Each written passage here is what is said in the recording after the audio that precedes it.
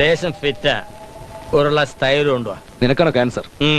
എപ്പോഴാ വെല്ലൂർക്ക് പോകുന്നു? എനിക്ക് സൗകര്യമുള്ളപ്പോ പോവും. 50 രൂപ ചോദിച്ചിട്ട് 50 കിലോമീറ്റർ സ്പീഡിൽ വണ്ടി വിട്ടവരാണ് നീ.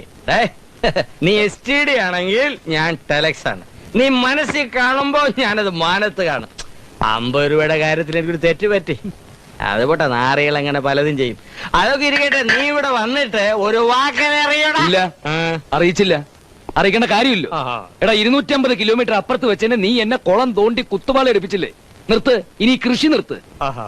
അപ്പൊ നിന്റെ തീരുമാനം അങ്ങനെയാണല്ലേ? അതെ അതെ. ഇറങ്ങ. ഓഹോ, എന്റെ പല്ല് സെറ്റ് എടുത്ത് വെച്ച് എന്നെ തന്നെ നോക്കിച്ചിരിക്കുന്നു. എടാ പുല്ലെ, വെള്ളടിച്ച വയറ്റി കിടക്കണം.